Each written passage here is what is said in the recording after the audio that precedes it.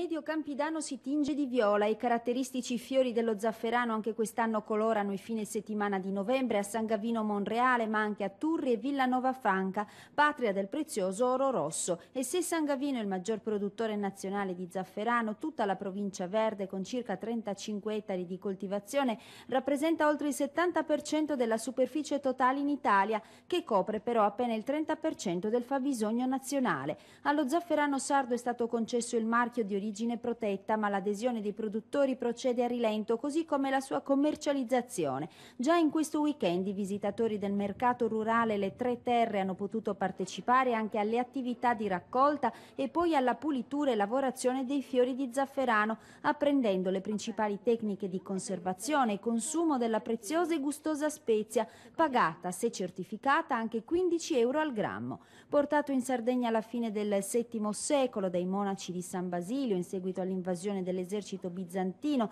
prima usato come colorante, lo zafferano è diventato poi prezioso ingrediente in cucina e da diversi anni è il primo attore delle giornate dell'agricoltura della provincia verde, che con la magica spezia punta a costruire un percorso turistico-culturale, gastronomico, storico e ambientale. Da venerdì a domenica prossimi a San Gavino l'appuntamento è con la 21ª mostra regionale dello zafferano DOP.